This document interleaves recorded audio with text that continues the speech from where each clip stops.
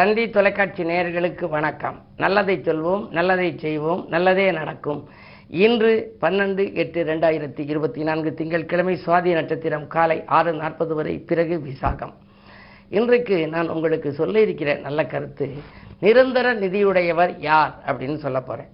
ஜாதக சிந்தாமணியில் போட்டிருக்கு. சில பேருக்கு பாருங்க, ஒரு காலத்தில் ஓகோன்னு இருப்பாங்க, ஒரு காலத்தில் அதல பாதாளத்தில் போயிடுவாங்க, ஒரு காலத்தில் பெரிய பணக்காரராக இருப்பார், ஒரு காலத்தில் ரொம்ப பிச்சை எடுத்து சாப்பிட்ற நிலைக்கு வந்துடும்.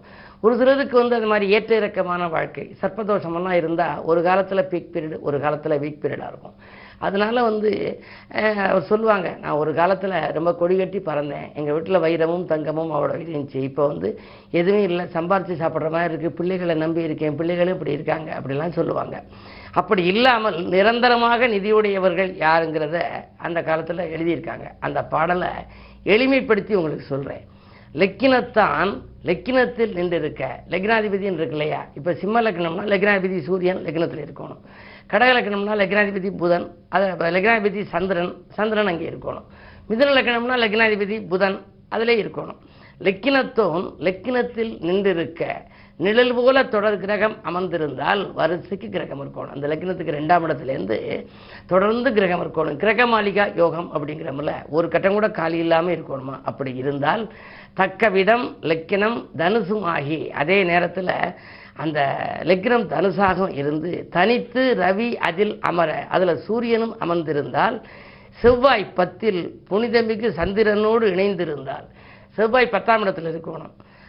புனிதமிகு சந்திரன் எங்கே இருக்கணும் அப்படின்னா, அதுவும் அதோட சேர்ந்து இருக்கணும். சந்திரனும் செவ்வாயும் 10ல் சேர்ந்திருந்தால் பொருள் வளத்தை எந்நாளும் ஏற்றிருப்பார். எந்த நாளுமே அவங்களுக்கு பொருள் இருக்குமா, நிதி இருந்து கொண்டே இருக்கும். நிதி குறையவே குறையாது, அல்ல குறையாத அச்சையை பாத்திர மாதிரி அவங்க வீட்டில் ஒரு தொகை செலவடைஞ்சால் அடுத்த தொகை வந்துடும்.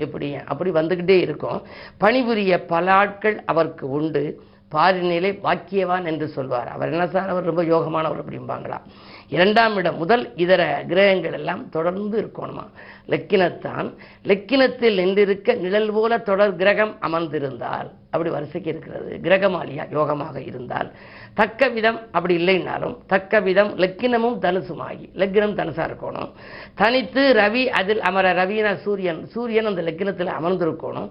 செவ்வாய் 10ல் புனிதமிகு சந்திரனோடு இணைந்திருந்தால், 10ல் செவ்வாயும் புதனும் சேர்ந்திருக்கணும். அப்படி இருந்தால் பொருள் வளத்தை எந்நாளும் ஏற்றிருப்பார். நிரந்தரமாக அவர்களுக்கு வைப்பு நிதி இருந்து கொண்டே இருக்கும் என்று அந்த ஜோதிட சாஸ்திரம் சொல்கிறது. உங்கள் ஜாதகத்தை புரட்டி பாருங்கள். ஏற்ற இறக்கமான வாழ்க்கை என்றால் அதற்குரிய வழிபாடுகளை மேற்கொள்ளுங்கள்.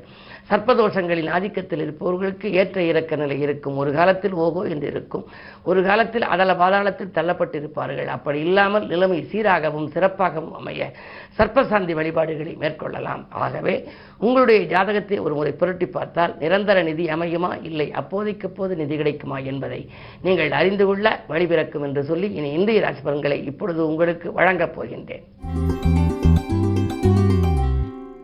மேசராசி நேயர்களே, மனக்கசப்பு மாறி மகிழ்ச்சி கூடுகின்ற நாள். இன்று மாற்று கருத்துடையோர் மனம் மாறுவார்கள். கூட்டு முயற்சிகளில் வெற்றி கிடைக்கலாம்.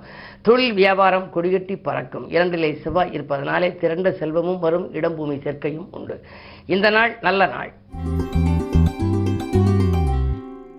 ரிஷபராசி நேயர்களே, உங்களுக்கெல்லாம் தடைகள் உடைபடும் நாள். தகராறுகள் தானாக விலகும். கடை திறப்பு விழா, கட்டிட திறப்பு விழாவில் கவனம் செலுத்துவீர்கள். அது மட்டுமல்ல, உங்கள் ராசியிலேயே குரு இருப்பதால் சுப செய்திகள் வந்த வண்ணமாக இருக்கும். பிள்ளைகளின் கல்யாண கனவுகளை நனவாக்க எடுத்த முயற்சிகளை வெற்றி கிடைக்கும் நாள் இந்த நாள். மிதுனராசி நேயர்களே, வருமான பற்றாக்குறை அகலும். வாழ்க்கை தேவைகள் பூர்த்தியாகும். வரவறிந்து செலவு செய்ய முன்வருவீர்கள். வீண் வாக்குவாதங்களால் ஏற்பட்ட விபரீத முடிவுகளை எல்லாம் மாற்றிக்கொள்வீர்கள். 10லே ராகு இருப்பதனாலே தொழில் வளம் சிறப்பாக இருக்கிறது. புதிய ஒப்பந்தங்கள் அடுக்கடுக்காக அலைமோதும். இந்த நாள் உங்களுக்கு ஒரு வெற்றிக்குரிய நாள். கடகராசி நேயர்களே, உங்களுக்கு நிதானம் தேவைப்படுகின்ற நாள். நிகழ்கால தேவைகள் பூர்த்தியானாலும் மன நிம்மதி குறைவாகவே இருக்கும். அஷ்டமத்தில் சனி வக்ரம் பெற்றிருக்கின்றார். என்ன இருந்தாலும் 7க்கு அதிபதியாகவும் சனி இருப்பதால் வாழ்க்கை துணையோடு போராட்டங்கள், பிரச்சனைகள், மன நிம்மதியின்மை, இதை நீங்கள் எந்த நேரம் செய்ய நினைத்தாலும் செய்ய இயலாத நிலை, தடைகள் அதிகரிக்கின்ற நாளாகவே இந்த நாள் அமைகின்றது. எனவே நிதானத்தோடு செயல்பட வேண்டிய நாள் என்றே கருதலாம். என்ன இருந்தாலும் உங்களுக்கு குலதெய்வ வழிபாடுகள் நல்ல முன்னேற்றத்தை வழங்கும். சிம்மராசி நேயர்களே, கண்டகச்சனியின் ஆதிக்கத்தில் இருக்கின்றீர்கள். பொருளாதார நிலை உயரும் என்றாலும் மன நிம்மதி குறைவாகவே இருக்கும். பிள்ளைகளாலும் தொல்லை, பிறராலும் தொல்லை, வாழ்க்கை தேவைகள் பூர்த்தியாவது கடினம் என்ற நிலை இன்றைக்கு உருவாகலாம். கழுத்து வலி, கால்வலி, கைவலி, மூட்டு வலி என்று ஏதேனும் ஒரு வலிகள் வரலாம். ரண சிகிச்சை கூட ஒரு சிலருக்கு உண்டு. உடல்நிலையில் மிக மிக கவனம் தேவை. ஒவ்வாமை நோய்க்கு ஆட்படவும் நேரிடும். இந்த நாள் இனிய நாளாக அமைத்துக் கொள்ள அமைதியையும் நிதானத்தையும் கடைபிடிப்பது நல்லது. கன்னிராசி நேயர்களே, எண்ணங்கள் எளிதில் நிறைவேற நீங்கள் இல்லத்தில் இருந்தபடியே வழிபாடுகளை மேற்கொள்ள வேண்டும். ஜென்மத்தில் கேது இருப்பதனாலே ஆன்மீக நாட்டம் அதிகரிக்கும். புனிதமிகு ஆலயங்களுக்கு, புகழ்பெற்ற ஆலயங்களுக்கு சென்று வர வேண்டும் என்று நீங்கள் சிந்தித்துக் கொண்டிருப்பீர்கள். குரு பார்வை இருப்பதனாலே உங்களுக்கு மனக்குழப்பம் மதியத்திற்கு மேல் அகலும். கல்யாண கனவுகள் நனவாகலாம். பிள்ளைகளால் உதவி வருமானங்கள் உண்டு. படித்து முடித்த பிள்ளைகள் வேலைக்கு கிடைக்கவில்லையே, சும்மா இருக்கிறார்களே என்று நினைத்தவர்களுக்கு இன்று வேலை கிடைத்ததற்கான அறிகுறிகளும் தென்படும். உதிரி வருமானங்களும் உண்டு. இந்த நாள் நல்ல நாள். துலாம் ராசி நேயர்களே, ராசியிலேயே சந்திரன். தொழில் வளம் சிறப்பாக இருக்கிறது. தொழில் எதிரிகள் விலகுவார்கள்.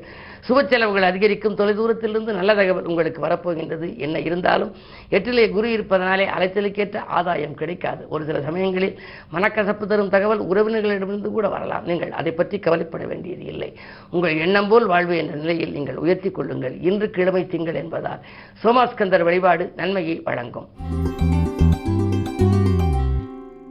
விருச்சிக ராசி நேயர்களே, உங்களுக்கெல்லாம் கொடுத்த வாக்கை காப்பாற்றி மகிழும் நாள். கொள்கை பிடிப்போடு செயல்படுவீர்கள். துணிவும் தன்னம்பிக்கையும் உங்களுக்கு கூடும். செல்வ நிலை உயர சிநேகிதர்கள் வழிகாட்டுவார்கள். நாளிலே சனி வக்ர இயக்கத்தில் இருப்பதால் ஆரோக்கியம் சீராகி ஆனந்தப்படுத்தும். மருத்துவ செலவுகள் குறையும். மனக்கலக்கம் அகலும். பொது வாழ்வில் இருப்பவர்களுக்கு நல்ல பொறுப்புகள் வரலாம். அரசியல் களத்தில் இருப்பவர்களுக்கு நல்ல அரசியல்வாதிகளின் மூலமாக ஒரு புதிய சூழல் உருவாகலாம். உங்களுடைய எதிர்பார்ப்புகள் நிறைவேறுகின்ற இனிய நாள் இந்த நாள். தனுசு ராசி நேயர்களே, தடைகள் அதிகரிக்கின்ற நாள். பொதுவாக சூரியன் 8ல் இருந்தாலே ஏதேனும் ஒரு வழியில் உங்களுக்கு சிக்கல்கள் வரலாம். அதுவும் பொது வாழ்வில் இருப்பவர்களுக்கு பதவி குறைவுகள் கூட வரலாம். வியாபார போட்டிகள் அதிகரிக்கும். எதையும் நிதானித்து செய்ய இயலாது. நீங்கள் தீட்டிய திட்டம் ஒன்று, ஆனால் நடந்தது வேறாக இருக்கும். திட்டங்கள் திசை மாறி செல்கின்ற நாள் இந்த நாள். எனவே நீங்கள் யோசித்தும் இறைவனை பூஜித்தும் செய்ய வேண்டும். அப்பொழுதுதான் உங்களுடைய வாழ்க்கை பாதை சீராகும். மகர ராசி நேயர்களே, குரு பார்வை இருக்கின்றது. குழப்பங்கள் அகலும். துணிவும் தன்னம்பிக்கையும் கூடும். தொழிலில் உங்களுக்கு போட்டிக்கடை வைத்தோர் விலகுவார்கள். சொந்த பந்தங்களால் வந்த துயரமும் விலகும். 2ல் சனி இருப்பதால் கூட்டு முயற்சிகளில் உங்களுக்கு வெற்றி கிடைக்கும். இந்த நாள் நல்ல நாள். கும்பராசி நேயர்களே, உங்களுக்கு ஜென்மச்சனி என்றாலே ஆரோக்கிய தொல்லை அதிகரிக்கும். மனக்குழப்பங்கள் அதிகரிக்கலாம். இனம் புரியாத கவலை மேலோங்கும். எந்த காரியத்தையும் செய்வோமா வேண்டாமா என்று சிந்திப்பீர்கள். புதிய வேலைக்கு செய்த முயற்சியில் உங்களுக்கு வெற்றி கிடைக்கலாம். ஆனால் அதில் சேருவதற்கு உங்களுக்கு மனம் இடம் கொடுக்குமா என்பது சந்தேகம்தான். என்ன இருந்தாலும் இன்று நிதானத்தை கடைபிடிக்க வேண்டும். நிம்மதியாக இருக்க வழிபாட்டை மேற்கொள்ளுங்கள். திங்கட்கிழமை என்பதனாலே இன்று சிவாலய வழிபாடு சிறப்பை வழங்கும். மீனராசி நேயர்களே, உங்களுக்கு சந்திராஷ்டமம். இன்று மிக மிக கவனமாக இருக்க வேண்டும். வியாபாரத்தில் அதிக போட்டிகள் வரலாம். விரயங்கள் கூடும். வரவை காட்டிலும் செலவு அதிகரிக்கிறது என்று கைமாற்று கூட நீங்கள் வாங்க வேண்டிய சூழல் உருவாகலாம். பிள்ளைகளாலும் பிரச்சனை, அருகில் இருப்பவர்களாலும் பிரச்சனை என்ற சூழ்நிலை உருவாகும். மருத்துவ செலவுகள் உண்டு. பயணங்களை கூட மாற்றி அமைப்பது நல்லது. அதிகார பதவியில் உள்ளவர்களால் உங்களுக்கு ஏதேனும் பிரச்சனைகள் உருவாகலாம். மிக மிக கவனத்தோடு செயல்பட வேண்டிய நாள் இன்று.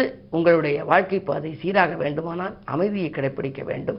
நம்பிக்கையை இறைவன் மீது வைக்க வேண்டும். முழுமையாக நம்பிக்கை வைக்க வேண்டிய தெய்வம் என்று எடுத்துக்கொண்டால் அம்பிகை. தெற்கு நோக்கி அம்பிகையை வழிபட்டால் உங்களுக்கு தேனான வாழ்க்கை இன்று அமையும். மேலும் விவரங்கள் அறிய தினத்தந்தி படியுங்கள்.